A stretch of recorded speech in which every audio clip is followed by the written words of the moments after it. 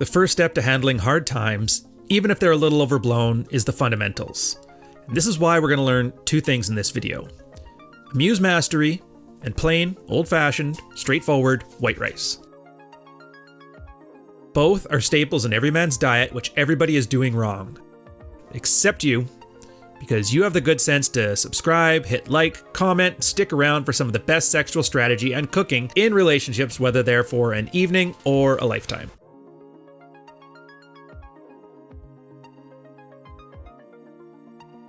First things first, wash your rice. Now in the past, if you've made rice like a pleb, you've probably found it to be a gummy ball of starch because the rice has been rubbing up against itself in a bag for a half a year while you've been gorging on alphagetti. So you rinse that crap off with some quality footage. The situation. The World Health Organization has suggested that people wash their hands more. The problem. Your wife's lavender-scented essential oil soaps are pretty embarrassing. The solution? Tactical soap. You know it's good because it's tactical. Honestly, wash your hands so you don't accidentally hurt Grandpa. Now you can smell like chemical lavender, or you can have the nice scent of cedarwood, musk, or a half dozen other scents that remind you that you didn't play with dolls as a kid. They were action figures. Links in the description. Watch for the water to start running clear and you know you're done. Also, if you're not sure why you're doing this, watch the end of the video when I fork the rice and you're going to see why. I'm going to suggest you start with 2 cups of rice here. If you use less, it screws up the cooking process, and if it uses more, well then you're a fat who needs to put down the fork and go for a run.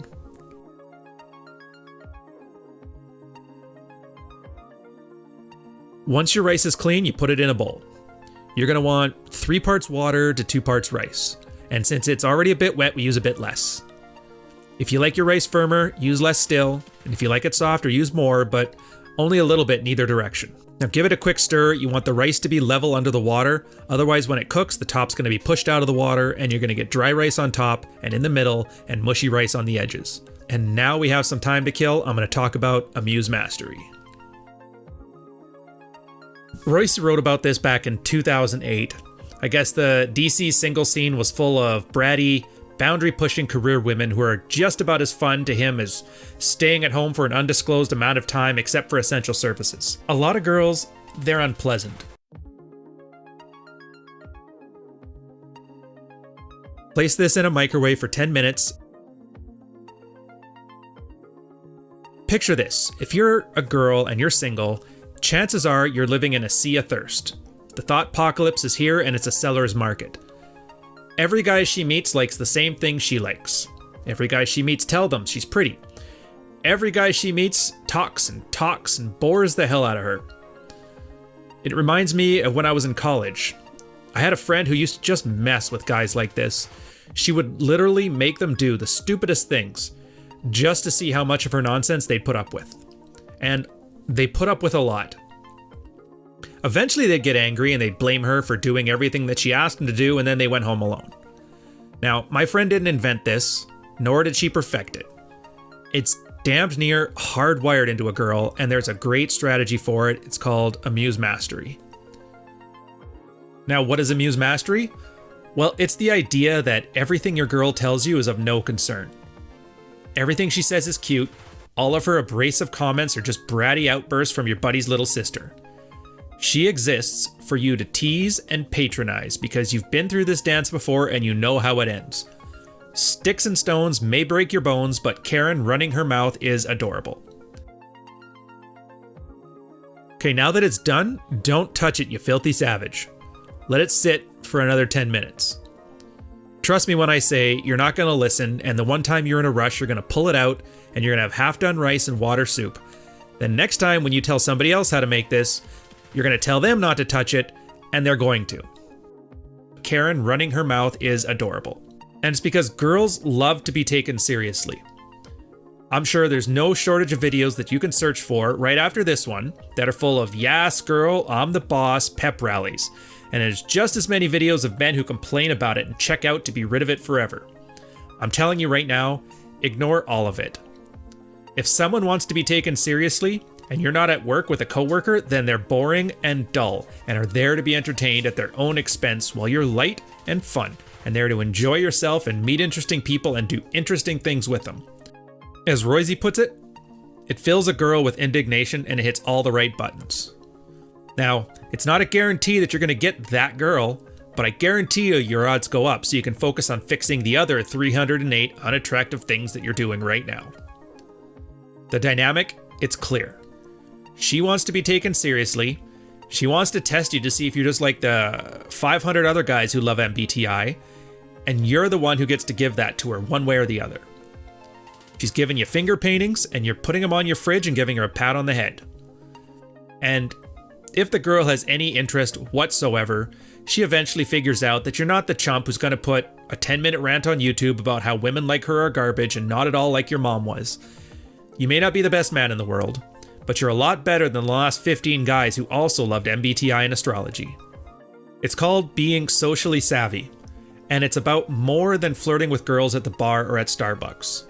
Because a few years later, Rollo wrote an article on it as well.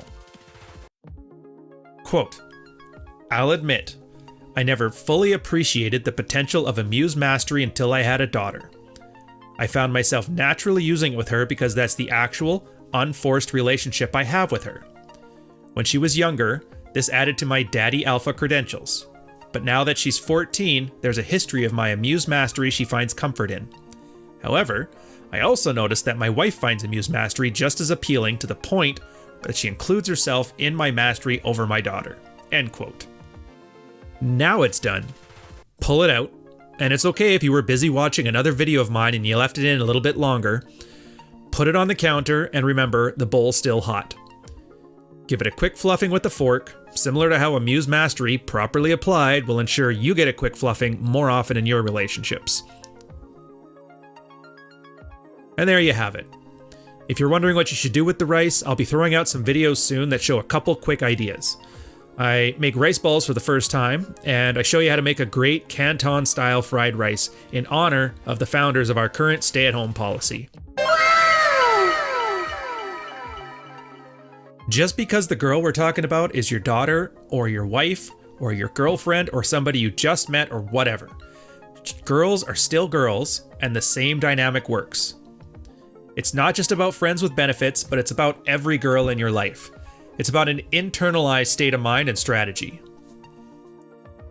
If a 4-year-old calls you a poopy face, do you drop kick her through the wall, or do you laugh and give her a noogie? If not, then why are you getting mad at Karen for doing the same thing when she's 23? Or senior Karen doing it at 35 or whatever age you are. Thirsty dudes who pretend to like MBTI and astrology will do or say anything to get in a girl's pants. And on some level, girls kind of know this. So because of this, they have the cudgel of thirst and they spam it constantly. Something kind of interesting about the first guy who can laugh it off. And this is the takeaway for you. Whether you're in it because your daughter has been at home for a week now and you can't stand her antics, your wife's constantly berating you, or you're at spring break in Florida and Karen is annoying AF. After this, you're going to know how better to navigate this with some amount of savviness and much better outcomes. Now, depending on which girl you're amused with, it's either finger paintings on the fridge, another notch in the belt, or another sandwich for lunch. So this, in a nutshell, is Amused Mastery. Thanks for listening so far. Shouting out right now to the Patreon community. Great bunch of guys. We're floating around 200 members right now, even in these horrible, horrible times. We're doing weekly Q&As. We have a whole bunch of extra content, behind the scenes, all kinds of special stuff, and a nice little forum where we can actually talk sexual strategy amongst each other without the prying eyes of Zuckerberg or whoever else is monitoring all of our chats. On that note, I'm going to leave you guys to it. As always, the link to Tactical Soap, as well as both the articles I mentioned, are all going to be in the description. Don't forget to like, subscribe, and comment and share this video. It really helps the channel out, and I super appreciate all the engagement you guys give me on this one. So on that note, I'm going to catch you on the next one. Cheers.